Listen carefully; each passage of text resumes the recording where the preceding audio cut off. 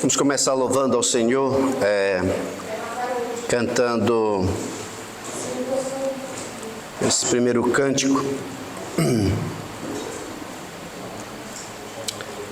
Bendito seja o nome, é o número 41.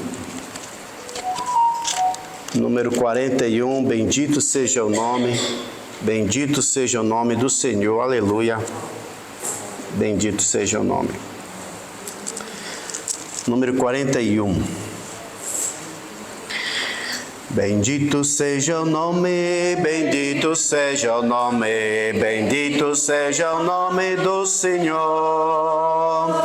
Bendito seja o nome, bendito seja o nome, bendito seja o nome do Senhor. Aleluia, aleluia, bendito seja o nome do Senhor.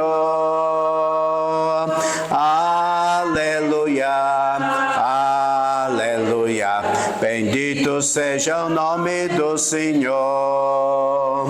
Jesus está aqui, Jesus está aqui, Jesus está aqui com poder. Jesus está aqui, Jesus está aqui, Jesus está aqui com poder. Aleluia, aleluia, Jesus está aqui com poder.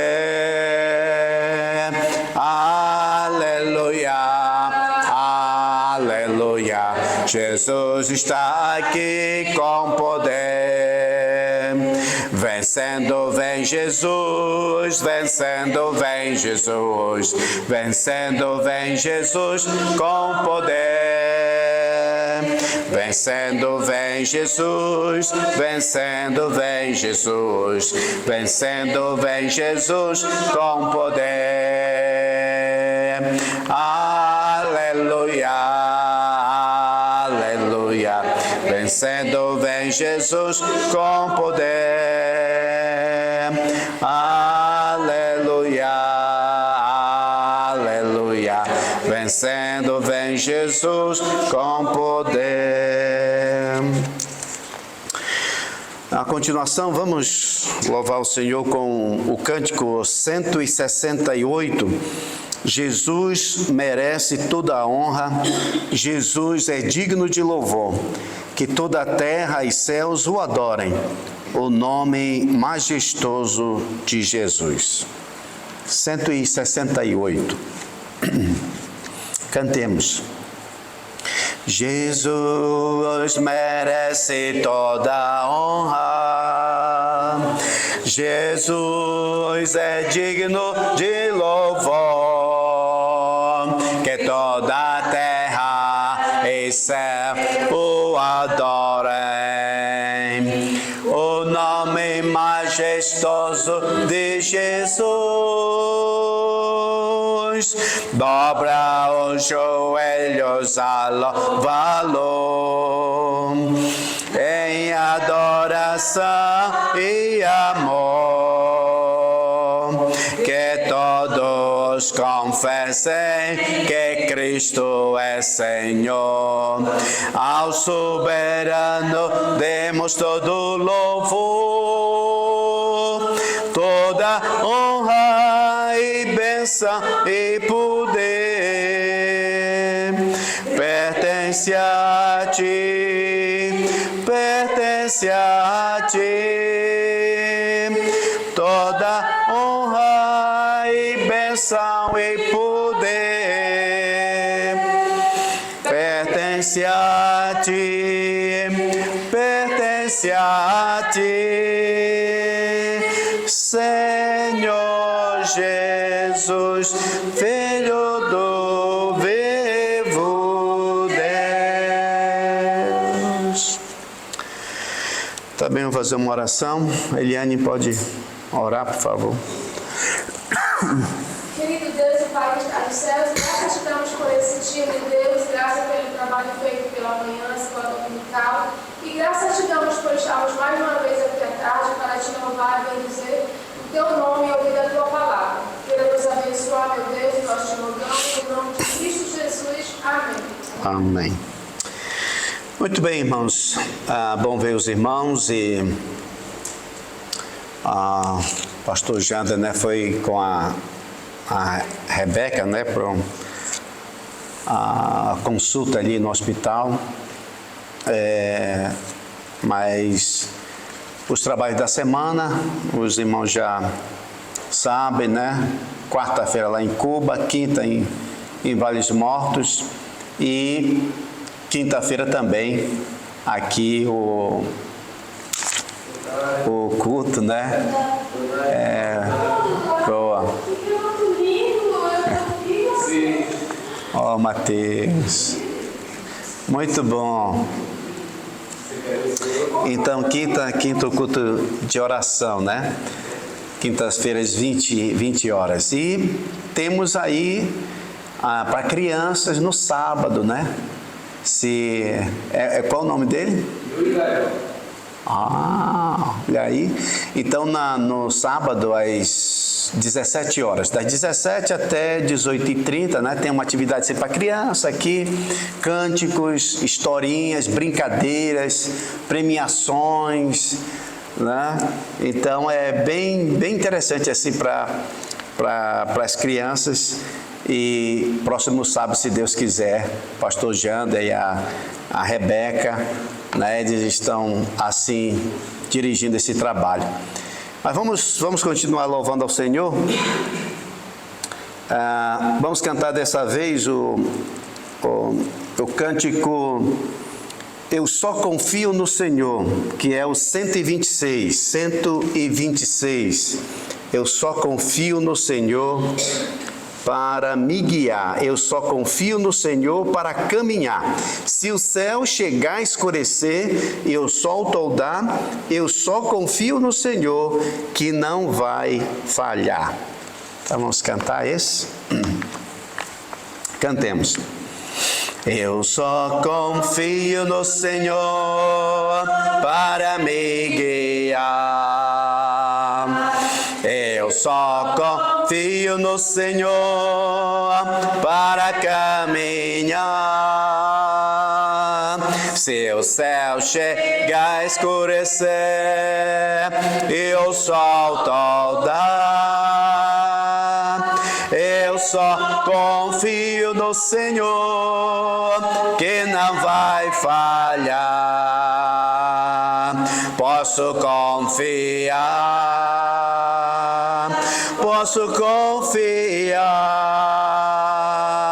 que lá no céu Cristo vai me dar.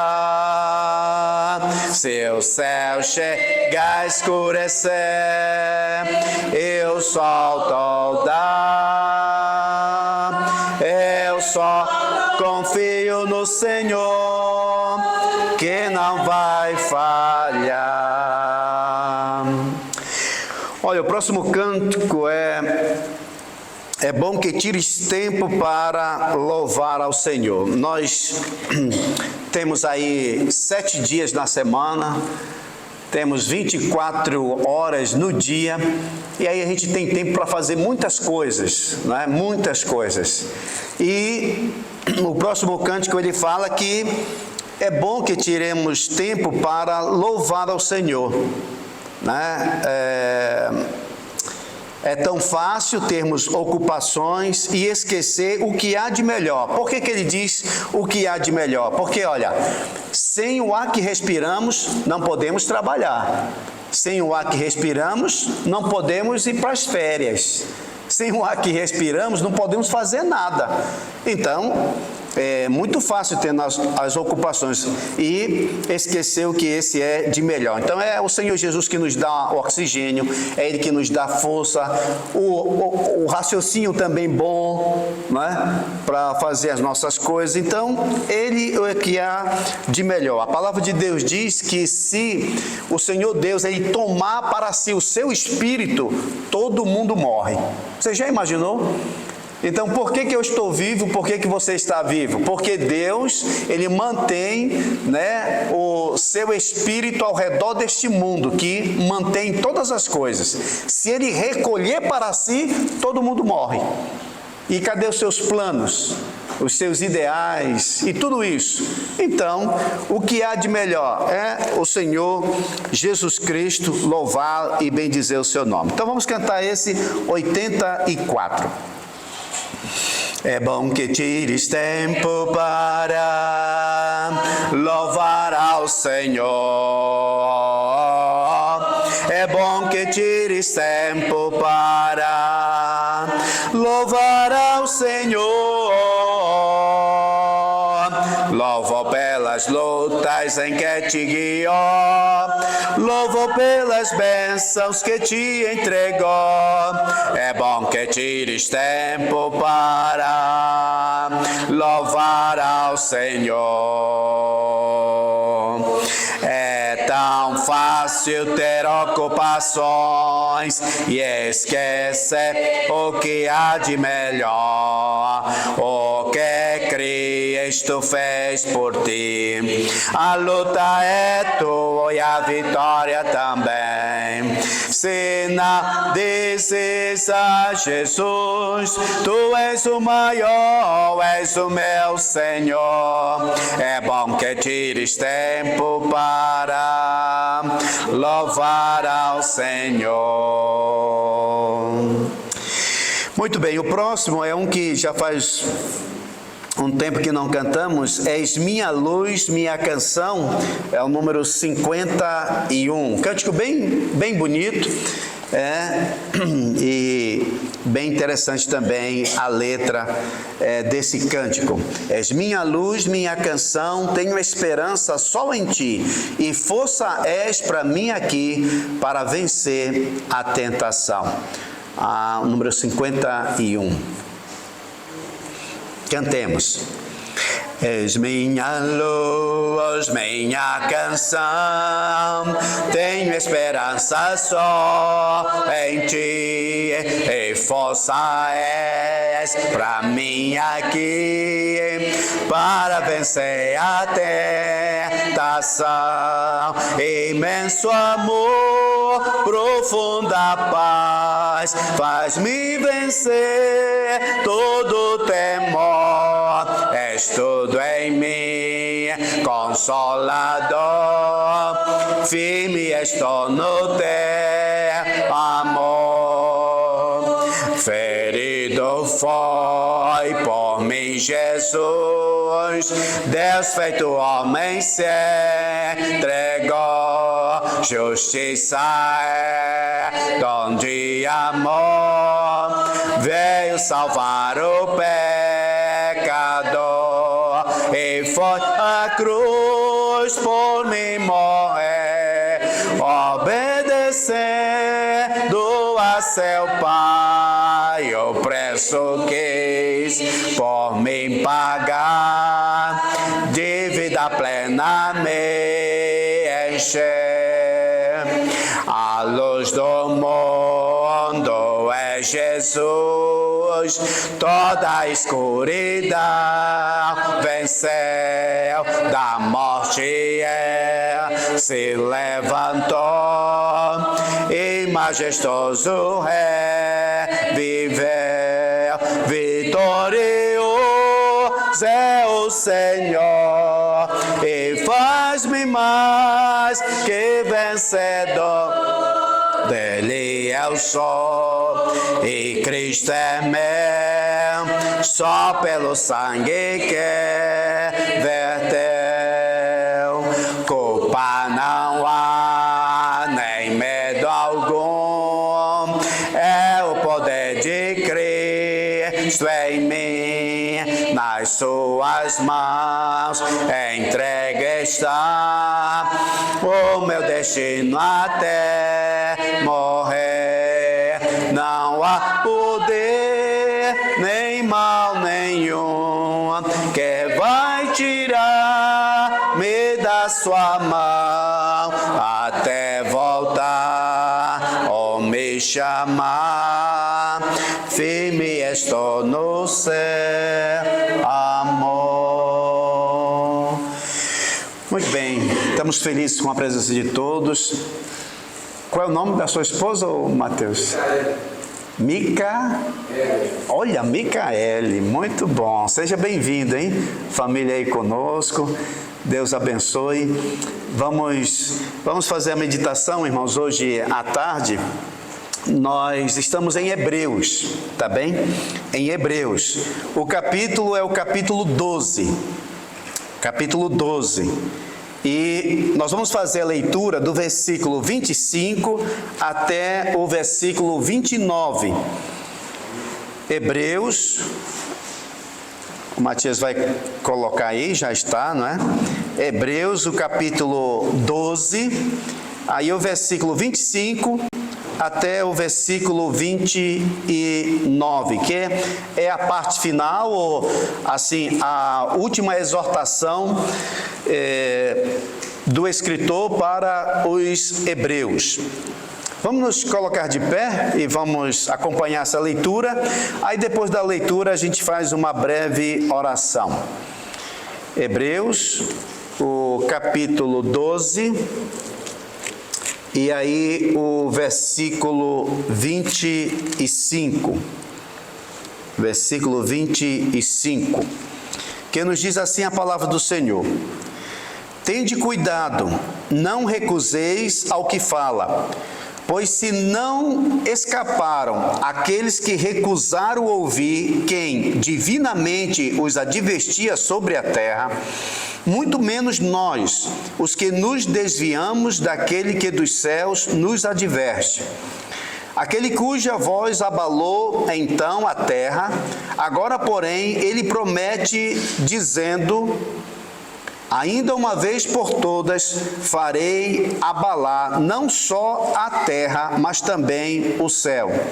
Ora, esta palavra, ainda uma vez por todas, significa a remoção dessas coisas abaladas, como tinha sido feitas para que as coisas que não são abaladas permaneçam.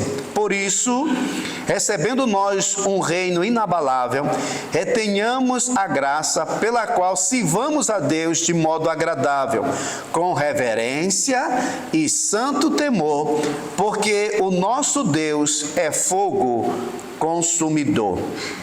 Vamos orar. Senhor Deus, obrigado pela a Tua palavra. Obrigado, Senhor, porque ela é a luz para nossos caminhos. Obrigado, Senhor, porque o Senhor nos ama, o Senhor nos quer bem, o Senhor nos dirige, Senhor, por esta palavra. Fala aos nossos corações, Senhor, através desta palavra, e que possamos aqui crescer na graça e no conhecimento da Tua pessoa, para a honra e glória de Deus Pai. No nome de Jesus oramos. Amém. Podemos assentar, obrigado. Bem, irmãos, o escritor aqui aos Hebreus, ele está dando aqui praticamente a quinta exortação, assim, de cuidado para com os irmãos hebreus. Note, tenha em mente que o escritor desta carta está escrevendo aquela comunidade de cristãos, e eles, por estarem sendo perseguidos, por sofrer discriminações, alguns deles estavam pensando em partir, alguns deles estavam pensando em deixar, não estavam mais querendo seguir. Então, o escritor aos Hebreus escreve essa epístola no intuito de alertar a eles. Entendeu? E é bem interessante isto aqui. Por quê? Porque aqui, irmãos, tira da mente de algumas pessoas que acham que pelo facto ou pelo simples facto de um dia ter aceitado a Jesus como Salvador ou ter sido batizado, eles geralmente pegam essas duas coisas e dizem assim: bem, eu já aceitei Jesus, eu estou salvo, e agora eu posso viver do jeito que eu quiser, que eu não vou mais para o inferno. Só que a questão é, no dia em que você aceitou Jesus, será mesmo que você foi regenerado? Será mesmo que você ali teve um novo nascimento? O que vai dizer, irmãos, o que vai ser a prova de que nós somos verdadeiramente regenerados ou não, é a nova vida que nós vamos levar. A Bíblia diz que quem está em Cristo é uma nova criatura. Então não tem aquele pensamento de dizer assim, eu já aceitei Jesus e agora eu posso viver do jeito que eu quiser, eu não vou mais para o inferno, eu já estou garantido. Mas veja só, uma pessoa que aceitou Jesus Cristo como Salvador, ele é uma nova criatura. A Bíblia diz que as coisas velhas já passaram, eis que tudo se fez novo. Então agora, o que se espera de uma pessoa que entregou a sua vida ao Senhor Jesus Cristo? Está se esperando uma vida de santidade. Não é que ele não peca mais, veja só. E aqui tem que deixar uma coisa bem clara, irmãos. Se nós olharmos para 1 João, o capítulo 1, 1 João, capítulo 1, e o versículo 8, note bem que quem está escrevendo essa epístola é o João, o apóstolo, é o que ainda está, é o último dos apóstolos a morrer. Então ele já está numa certa idade aqui. Ele é crente, ele é um apóstolo do Senhor Jesus Cristo, mas olha o que ele diz aqui, 1 João 1,8. Se dissermos que não temos pecado nenhum, a nós mesmos nos enganamos e a verdade não está em nós. Então aqui ele já está declarando que, embora um dia eu aceitei Jesus como meu Salvador, mas isso não significa que eu não peco mais. Então tem esses dois lados que tem que olhar. Eu aceitei Jesus como meu Salvador? Aceitei. Sou uma nova criatura? Sou. Isso significa que eu não vou mais pecar? Não. Isso não significa que você não vai mais pecar. Isso significa que você agora vai mortificar os feitos da carne pelo Espírito, vai mortificar. Tem aquelas vezes que você não vai, ou você vai ceder, ou você vai pecar, mas aí o que ele escreve aqui no versículo 9, 1 João 1,9, ele vai dizer, se confessarmos os nossos pecados, Ele é fiel e justo para nos perdoar os pecados e nos purificar de toda injustiça. Então, olha o que acontece. E aí eu posso contar, por exemplo, experiências com pessoas que eu estava evangelizando e essas pessoas diziam mesmo assim, eu não quero aceitar Jesus Cristo agora, porque tem alguns pecados assim na minha vida, então eu quero deixar desses pecados, entendeu? Aí eu vou aceitar Jesus. Aí eu perguntava, com isso você quer dizer que vai deixar os pecados e quando aceitar Jesus é que você não tem mais pecado nenhum? Aí ele ficava pensando, porque enquanto, irmãos, nós estivermos nessa carne, nós vamos pecar. Veja, é uma coisa diferente, nós não vamos viver na prática do pecado, como o próprio João aqui, ele diz. Então, esses 3 versículos, essas 3 passagens, é bom que entendamos. 1 João 1,8, que diz o seguinte, embora que nós já somos regenerados, ainda há possibilidade de pecar. Então, não fique pensando assim, eu só vou aceitar Jesus Cristo como meu Salvador quando eu deixar todos os pecados. Quando é que você vai deixar todos os pecados? Quando morrer. Só quando você morrer, porque enquanto você estiver na carne, você vai pecar. Agora, uma diferença. Olha lá para 1 João, capítulo 3, 1 João, capítulo 3, versículo 7. 1 João, capítulo 3, versículo 7. Então, eu acredito que essas 3 passagens aqui explicam bem essa questão de uma nova criatura. Quem é uma nova criatura? Quem é de fato regenerado? Olha o que ele diz aí, 1 João 3, 7. Filhinhos, não vos deixeis enganar por ninguém. Note como ele dá o alerta para nós não nos enganarmos por ninguém. Veja, como é que eu sou enganado? Eu sou enganado com tudo aquilo que parece verdadeiro.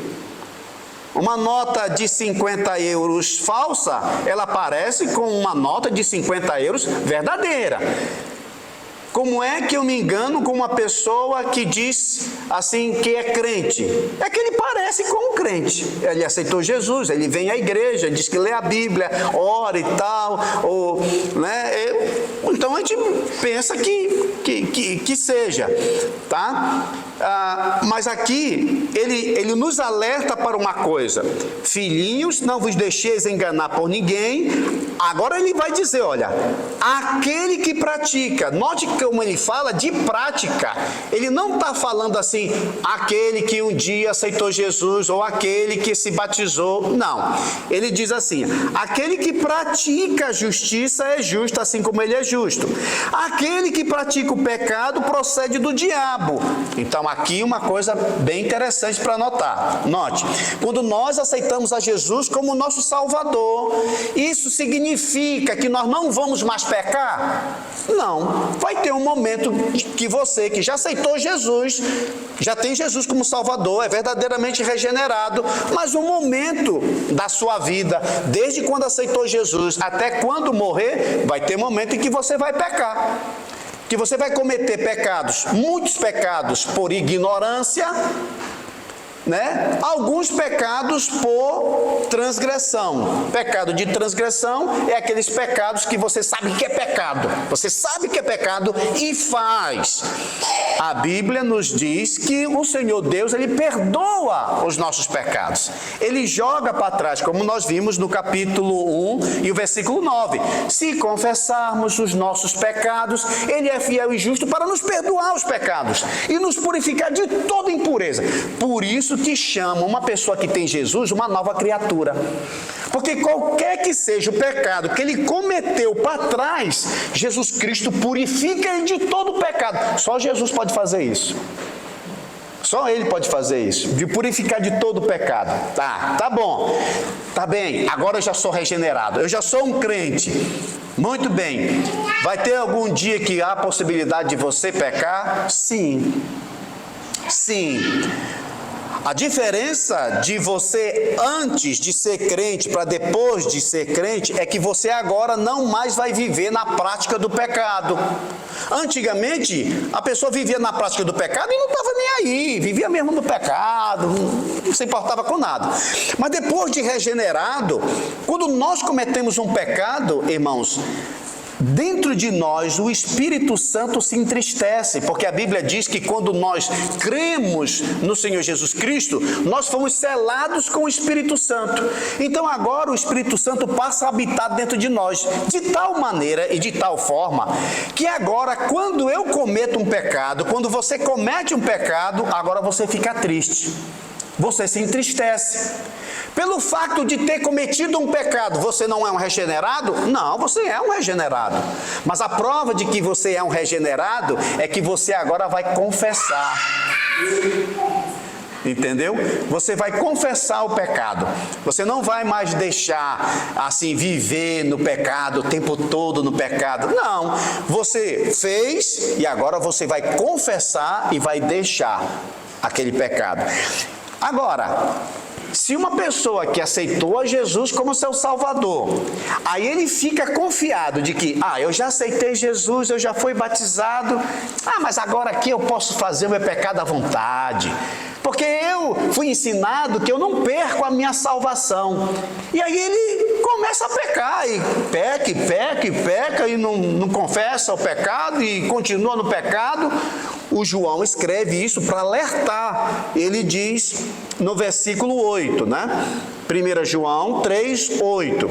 Aquele que pratica o pecado procede do diabo. Note como ele diz, aquele que pratica. Não é aquele que cometeu um pecado. É aquele que pratica, vive praticando. Procede do diabo, porque o diabo vive pecando desde o princípio. Para isso se manifestou o Filho de Deus, para destruir as obras do diabo. 9. Olha como ele diz aí, todo aquele que é nascido de Deus. Veja que ele não está dizendo aqui todo aquele que aceitou Jesus.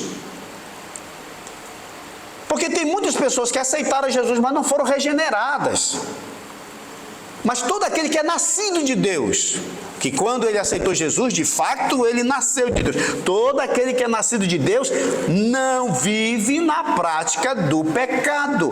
Como é que eu sei que eu nasci de novo? Eu não vou mais viver na prática do pecado. Mas há possibilidade de eu pecar? E o que eu vou fazer quando eu pecar? Eu vou chegar, entrar no meu quarto, dobrar o meu joelho, Senhor, me perdoa, ó Senhor, me ajuda, ó Senhor, eu vou cair diante do Senhor e pedir perdão e caminhar no sentido de não mais fazer. E é assim que vai ser a minha vida. E por isso ele diz aqui, o 9, né? Todo aquele que é nascido de Deus não vive na prática de pecado, pois o que permanece nele é a divina semente. Olha lá, ora, esse não pode viver pecando, porque é nascido de Deus. Então, é por aí que é manifestado os filhos de Deus e os filhos do diabo. Então, note, tenha em mente uma coisa. Nem todo mundo que aceitou Jesus Cristo como seu Salvador foi regenerado. Tenha isso em mente. Mas todo aquele que aceitou Jesus Cristo e foi regenerado, isso parece uma coisa confusa, né? Poxa, ele aceitou Jesus, ela aceitou Jesus e tal. Mas, irmãos, olha, eu já vi situações que pessoas aceitaram Jesus porque, tipo assim, ele era incrédulo, ela era crente. Aí ela disse para ele, olha, eu não posso namorar com você porque você é incrédulo. Aí o homem, então o que eu tenho que fazer para namorar contigo? Olha, você tem que ser crente. Aí ele vai para a igreja e diz, pastor, opa, vem cá, eu quero aceitar Jesus. Você quer aceitar Jesus? Eu quero aceitar Jesus. Eu aceitei. Aí ele sai e diz assim, ei, já aceitei Jesus, sou crente, e agora, vamos começar? Porque ela disse que não era, então muitas pessoas aceitam por conveniência. Ele não está consciente de que aceitar Jesus como Salvador é entender, se eu não entregar a minha vida ao Senhor Jesus Cristo e eu morrer, eu vou partir para a eternidade sem Cristo, eu vou passar a eternidade no lago do fogo. Então, quando uma pessoa entende isso, diz, não, eu não quero isso, porque continuando no pecado, vai acabar no lago do fogo. Então ele entende, não, quem é que pode me salvar? Só Jesus. Então eu quero Jesus. O que é que eu tenho que fazer? Se arrepender dos seus pecados. Deixar de praticar isso. Então eu quero. Veja que essa intenção é uma intenção genuína. Ele está aceitando a Jesus Cristo mesmo com convicção. Entendeu? Ele não está entregando a sua vida a Jesus Cristo porque ele quer pertencer a um grupo na igreja, que ele quer receber um cabacho, um rancho no final do mês. Aquela igreja dá arroz, feijão e tudo, um bacalhau no final do mês, só para quem é membro. Então eu vou me tornar membro Não. Eu vou me tornar membro porque aí eu posso casar com aquela irmãzinha, ou eu posso casar com aquele irmão, porque só pode entre crentes e tal. Veja que os motivos são diferentes, são banais. Uma pessoa dessa não nasceu de novo, mas aquele que pensa, ei, eu estou indo para o inferno. Se eu não me arrepender dos meus pecados e eu morrer, eu vou partir para a eternidade sem Cristo. Não, eu não quero isso, não. Ó Senhor Jesus, me perdoa. Ó Senhor, entra na minha vida. Ó Senhor, eu quero crer em Ti. E aí há uma mudança na vida dessa pessoa. E a partir de então, essa pessoa começa a viver uma nova vida. Sim, aqui e acolá caiu, levanta, pede perdão e continua. Mas vocês já notaram, por exemplo, quando nós aceitamos a Jesus como Salvador, geralmente as outras pessoas que olham dizem mesmo assim, olha, mas por que tu está fazendo isso? Tu não diz que é crente? Não é? Tu não diz agora que é crente? Era como se o seguinte, o crente não pode fazer, mas o incrédulo pode. Aonde é que está isso na Bíblia? Aonde é que está escrito de que o crente não pode e o incrédulo pode? Por exemplo, mandamento de Deus, não matarás. O mandamento de Deus, não matarás, é para o crente e o incrédulo ou só para o crente? É para o crente e o incrédulo. É só não permitido para o crente não matar, quer dizer que o incrédulo pode matar, porque ele não é, eu não sou crente. Eu posso matar, pode matar? Não. O que o crente não pode fazer, o incrédulo também não pode fazer, porque a lei é de Deus. É por isso que é conhecido. Uns são filhos da obediência, outros são filhos da desobediência. Por que é chamado de filho da desobediência? Porque ele não obedece o que Deus manda na sua lei. Simplesmente isso.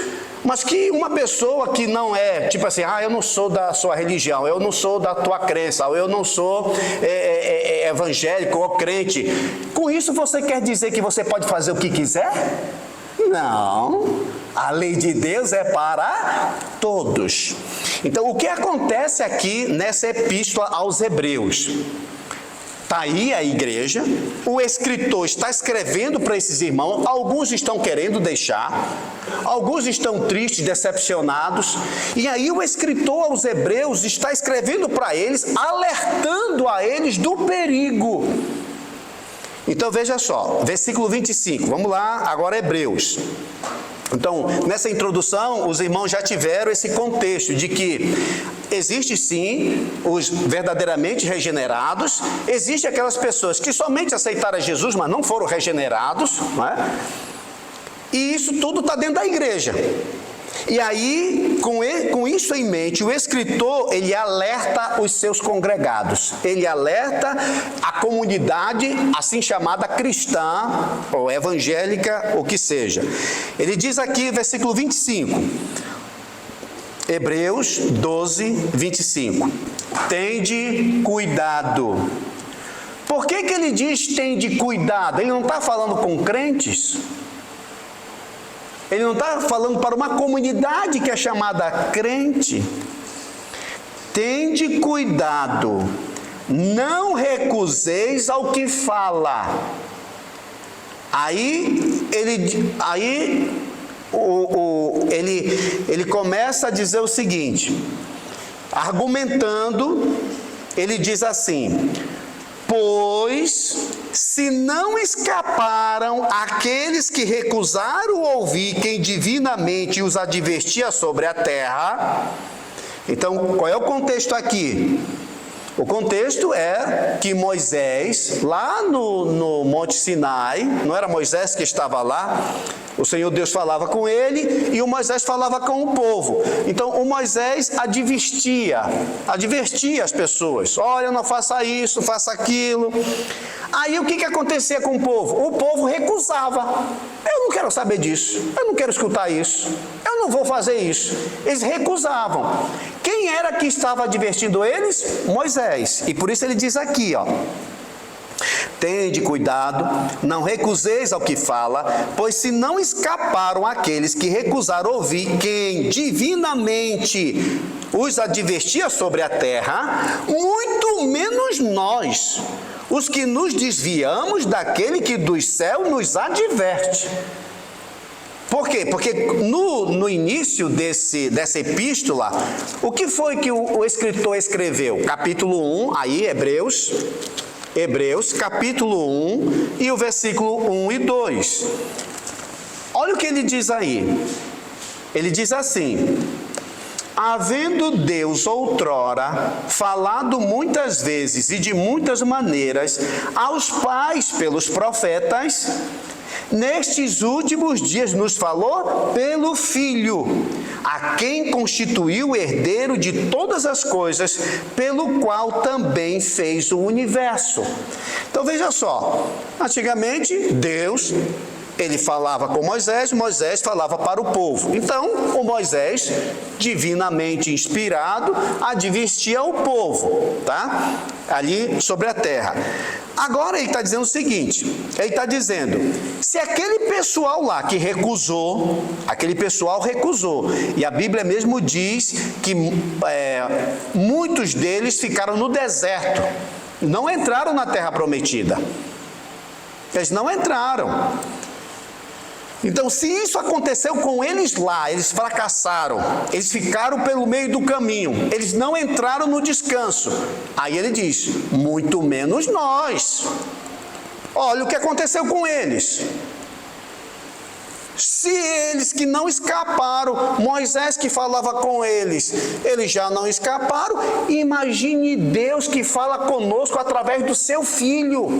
Por isso que ele diz aqui, muito menos nós os que nos desviamos daquele que dos céus nos adverte. Veja, irmãos, que em Hebreus ele sempre está dando esse alerta. É por isso que alguns acham, na epístola aos Hebreus, alguns ao ler essa epístola, eles, de alguns versículos, acham que o crente perde a salvação. Porque a maneira dele falar dá a entender que se você se manter firme, tu continua salvo. Mas se você não se manter firme, tu vai perder a salvação. É por causa de alguns textos na Epístola aos Hebreus que tem alguns crentes que acham, sim, o crente pode perder a salvação. Aí os outros que entendem essa possibilidade de dentro da igreja ter pessoas não regeneradas, então eles também entendem que esse alerta é para esse tipo de pessoa, porque nem todos, irmãos, nem todos que se dizem crente de fato o são regenerado. O regenerado é uma outra coisa. O regenerado vai até o final. O regenerado, ele vai a troncos e barrancos, mas ele vai até o final. Mas uma pessoa que não é do Senhor, ele não vai até o final.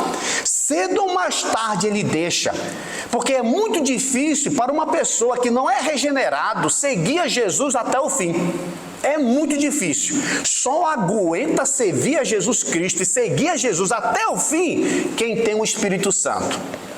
Se não tiver o Espírito Santo de Deus na sua vida, você não vai até o final. Cedo ou mais tarde sai. Cedo ou mais tarde pula fora, porque não aguenta. É muita tentação, é muita provação, sabe? É muita coisa que um cristão verdadeiro sofre nessa terra. E só aguenta quem de fato tem convicção, porque é perseguição em casa, é perseguição no trabalho, é perseguição na rua, é perseguição no sentido de, ei, você não diz que é crente? Ai, como que é isso? Ai, como que é? Ah, você é isso. Então, são muitas coisas que sofrem. Veja, lá no capítulo 3, Hebreus 3, versículo 12. Hebreus, capítulo 3, versículo 12. Está aí?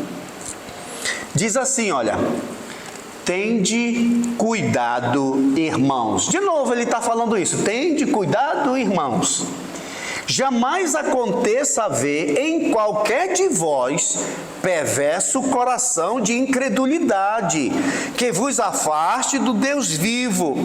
Pelo contrário, exortai-vos mutuamente cada dia, durante o tempo que se chama hoje, a fim de que nenhum de vós seja endurecido pelo engano do pecado. Porque nos temos tornado, olha lá, olha essa frase aí, versículo 14, olha como ele diz, porque nos temos tornado participantes de Cristo, aí ele diz, ó, se de fato guardarmos firmes até o fim. Os irmãos estão vendo isso daí? Ele chama as pessoas de irmãos, e depois ele diz, olha irmãos, porque nos temos tornado participantes de Cristo. Porque quando a pessoa aceita Jesus, ele é regenerado e ele faz parte do corpo de Cristo. O corpo de Cristo está na terra, ele está espalhado por todo o mundo. Todas as pessoas que são regenerados começam a fazer parte do corpo de Cristo. Aí ele dá um alerta aqui, ele diz, quem são essas pessoas que são participantes do corpo de Cristo? Quem são eles? Ele diz aqui, aqueles que guardam firme até o fim. Não é aquele que começa, quando chega ali sai. E por isso as pessoas dizem assim, o fulano de tal perdeu a salvação. O fulano de tal, ele era, agora não é mais. Ora, irmãos, o próprio Senhor Jesus Cristo, e isso está muito bem colocado em João, o Evangelho de João, o capítulo 8, quando Jesus Cristo falou com aqueles que haviam crido nele. Lá no capítulo 8 de João, 8, versículo 31. Olha a frase como ele coloca. Ele coloca assim, João 8, 31. Disse, pois, Jesus aos judeus que haviam crido nele. Então, note aí, Jesus Cristo não está falando com pessoas que não acreditavam nele. Jesus Cristo está falando com pessoas que diziam, note bem, eles diziam aí acreditar em Jesus. Então, disse, pois, Jesus aos judeus que haviam crido nele. Olha como Jesus diz: se vós permanecerdes, é claro, até o final, se você permanecer até o final, na minha palavra, olha o verbo que ele usa, sois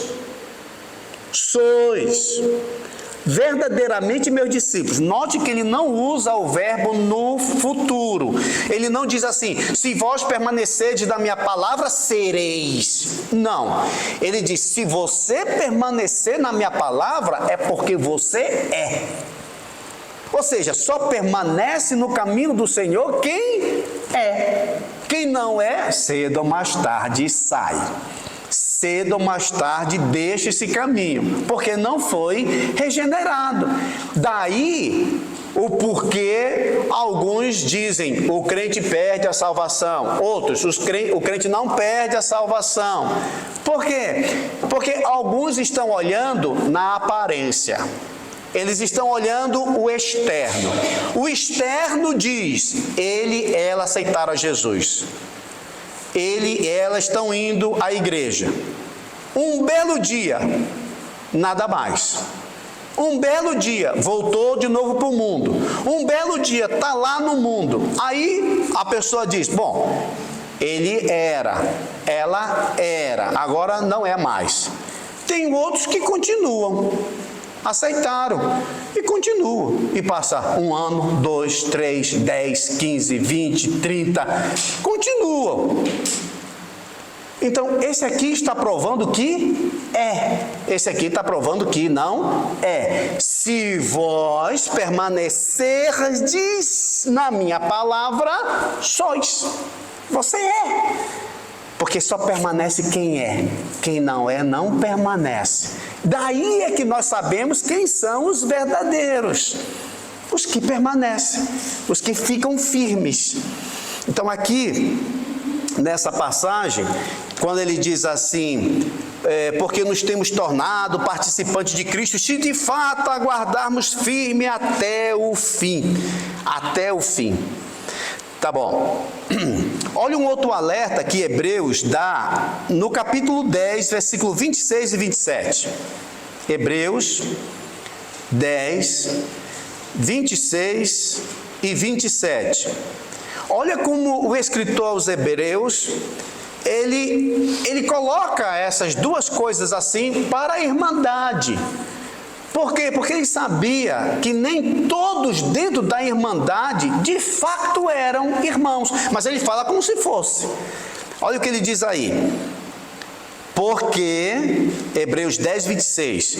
Porque se vivermos deliberadamente em pecado, depois de termos recebido o pleno conhecimento da verdade, já não resta sacrifício pelos pecados. Pelo contrário, certa expectação horrível de juízo e fogo vingador, prestes a consumir os adversários. Então, olha como ele coloca. Ei, você já não conheceu o Senhor Jesus Cristo? Não teve um dia em que você viu, não quero mais essa vida. E você obteve o conhecimento do Senhor Jesus Cristo. Bem, supostamente aconteceu isso. Aí depois, você quer viver deliberadamente no pecado de novo. Aí o que ele está dizendo aqui? Ele está dizendo aqui, olha, não fica achando que, uma vez você aceitou Jesus Cristo, você não vai mais para o inferno, você pode pecar e viver do jeito que você quiser, que aí você está garantido.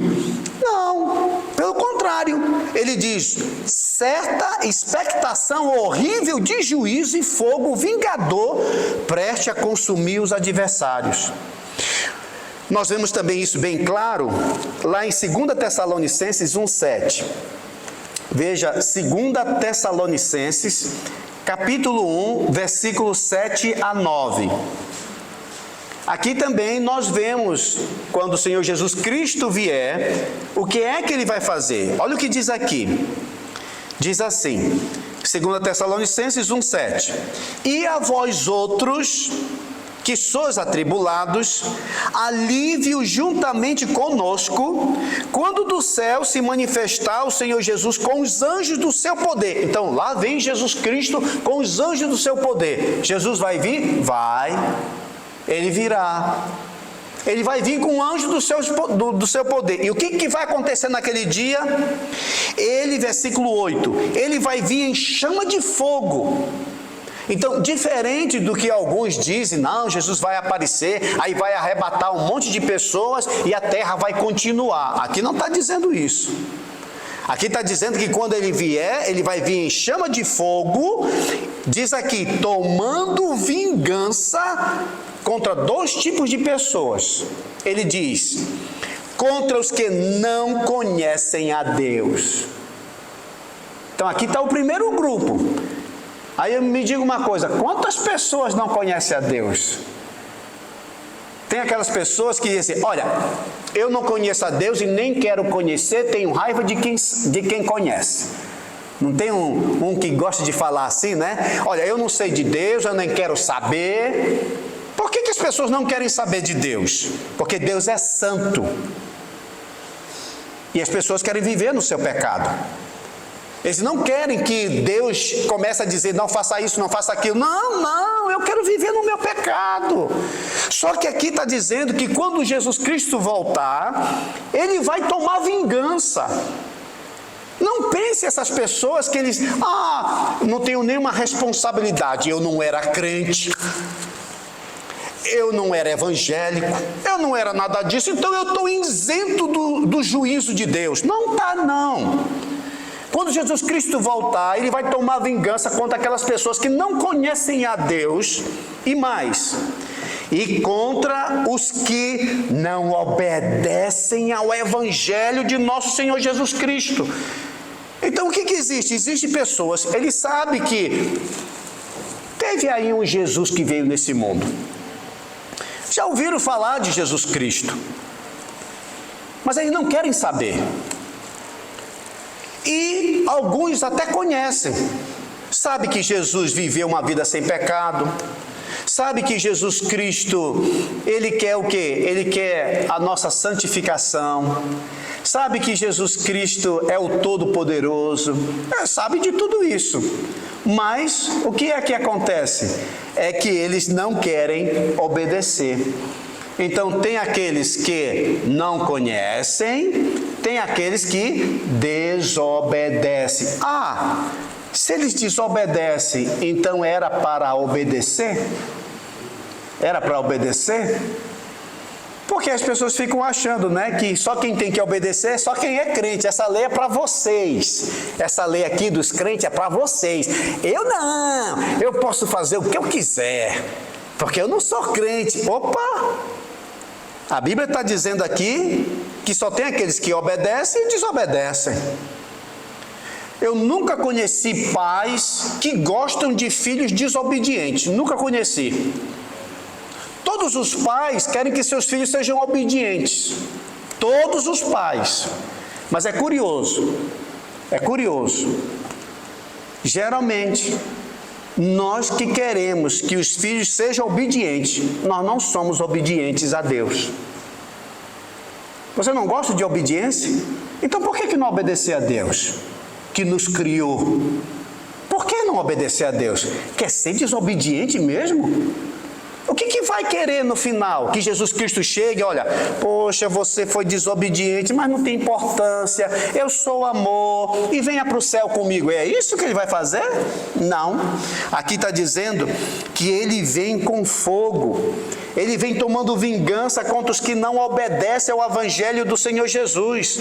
E a Bíblia diz aqui, estes sofrerão penalidade de eterna destruição. Note que eterna destruição aqui não quer dizer eterno aniquilamento. Quem nos criou foi Deus. E nós, irmãos, viveremos eternamente, quer você seja crente ou incrédulo. Todos nós viveremos eternamente. Uns no céu, outros no inferno. Mas viveremos. Uns no céu com gozo, com alegria, com paz. Outros no inferno com tormento, ranger de dente, com sede. E isso depois sendo jogado para dentro do lago do fogo e para toda a eternidade. Só que Satanás, ele chega para a raça humana hoje e diz assim: curte a vida, aproveita a vida, é conversa, isso não existe não, esse negócio de Jesus, isso é conto da carochinha, isso aí é conto de fada, isso não existe não, aqui se faz, aqui se paga, vamos aproveitar, vamos curtir e tal, que não vai dar em nada, a gente morre, acaba tudo e você não sofre nada. Isso é uma mentira de Satanás. Por quê? Porque Satanás vai passar a eternidade no lago do fogo, só que ele não quer ir só, ele quer também te levar, e ele agarra com isso, ele pega com isso, nos nossos desejos, nos nossos vícios, nas nossas coisas da carne, dos nossos desejos, ele quer que a gente vá também para a perdição. Mas o que Jesus Cristo quer não é isso.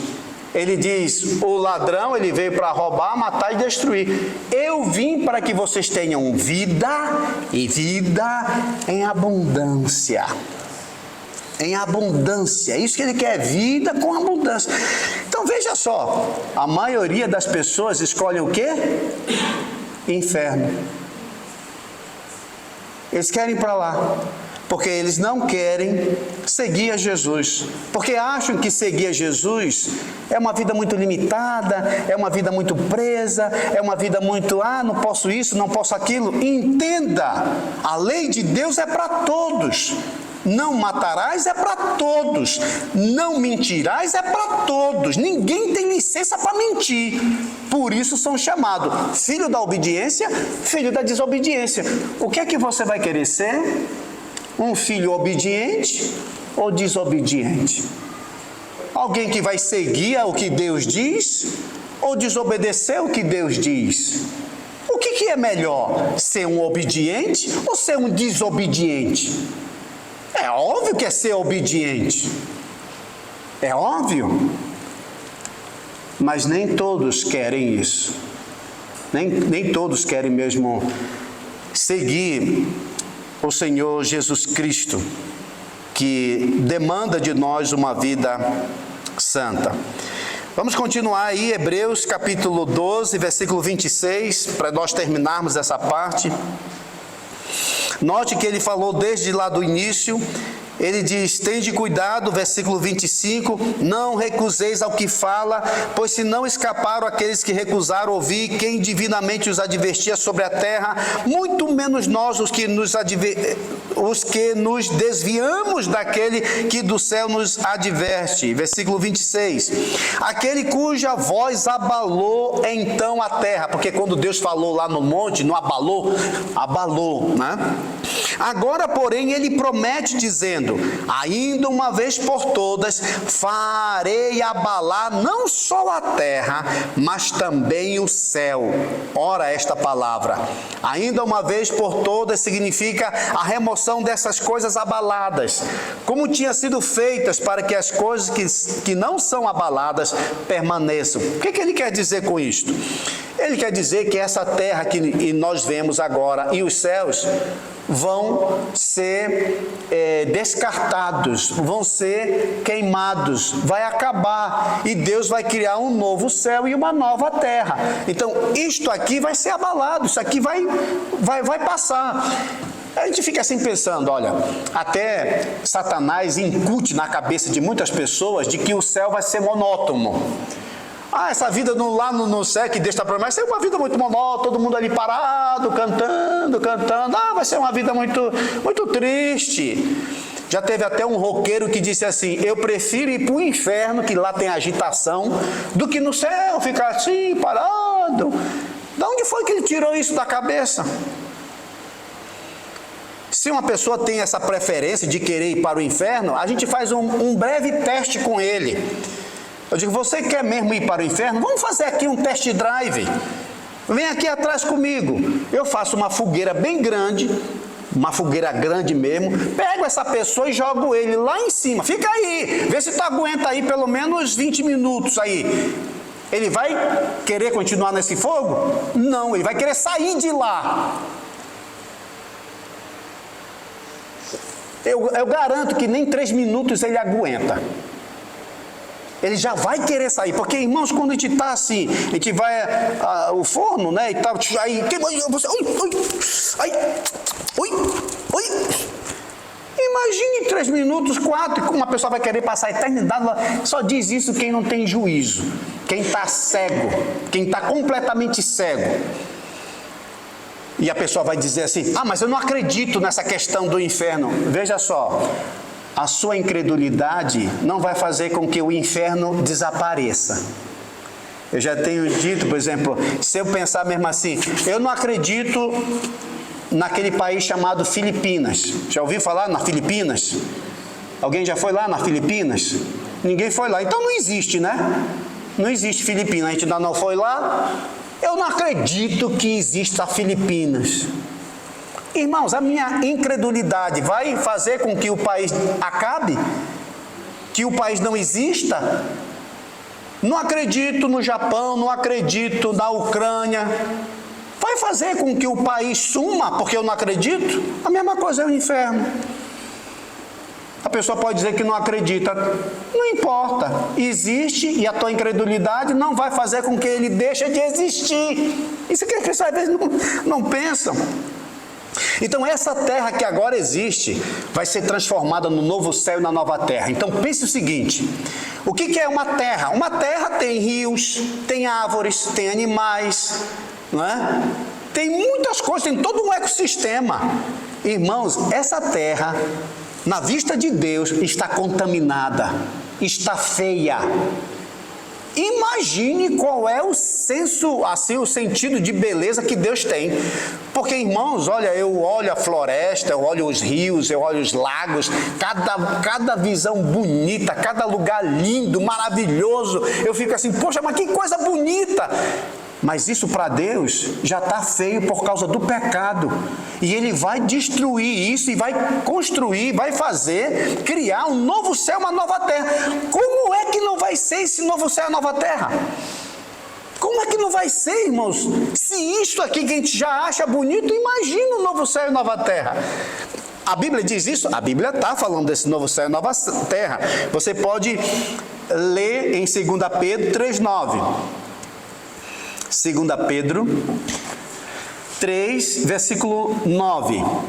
Olha o que o Pedro diz aí na sua epístola. 2 Pedro 3, 9. As pessoas dizem, né? Eu acredito em Jesus. Eu acredito na Bíblia. Está aqui a Bíblia. Olha o que ela diz. Não retarda o Senhor a sua promessa, como alguns a julgam demorada. Pelo contrário, Ele é longânimo para convosco, não querendo que nenhum pereça, senão que todos cheguem ao arrependimento. Virá, entretanto, como ladrão o dia do Senhor. Alguém espera o ladrão entrar na sua casa agora? Alguém espera? Não. É inesperado, o ladrão vem, a gente não sabe qual é a hora. Então aqui ele diz, né, que virá, entretanto, como ladrão o dia do Senhor, no qual os céus passarão com um estrepitoso estrondo, os elementos se desfarão abrasados, também a terra, as obras que nela existem, serão atingidas, visto que todas essas coisas hão de ser assim desfeitas, deviam ser tais como os que vivem em santo procedimento. Olha como ele alerta. Ele alerta algumas pessoas que estão esperando mesmo Jesus Cristo voltar, viver em santo procedimento. E piedade, piedade aqui é temor a Deus, temor a Deus. 12. Esperando e apressando a vinda do dia de Deus, por causa do qual os céus incendiados serão desfeitos, os elementos abrasados se derreterão.